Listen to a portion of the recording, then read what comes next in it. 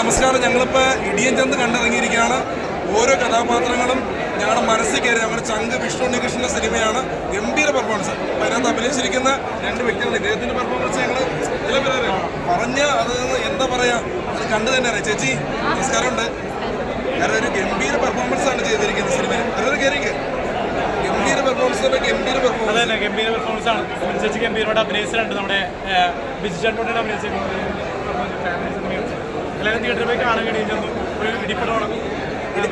Family പടമാണ്. ലഹരിക്കെതിരെ ഒരു മെസ്സേജുള്ള സിനിമയാണ്. അതുപോലെ മാർഗം കളിക്ക് ശേഷം അഭിനയിച്ചിട്ടുണ്ട്. നല്ല രീതിയിലല്ല, വേറെ ലെവലായിട്ട്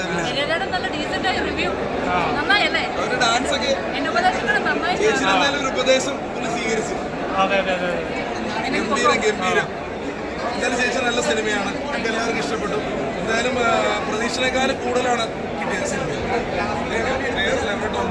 പേര് എവിടെ സ്ഥലം? കോഴിക്കോടല്ലേ. നല്ല പെർഫോമൻസ്. കണ്ണ് നിറഞ്ഞുകൊണ്ട് ചില സീൻസ് ഒക്കെ ഉണ്ടായിരുന്നു. ഗംഭീരം. Okay, thank you. അപ്പോൾ എല്ലാവരും സിനിമ കാണുക. ചേച്ചിയുടെ അഭിനയം നല്ലതാണ്. കേക്ക് കൊടുത്തിട്ട് പേര് പറയാൻ പേര് ഞാൻ തന്നെ എന്തായാലും ട്രോള് കേട്ടു. Thank you.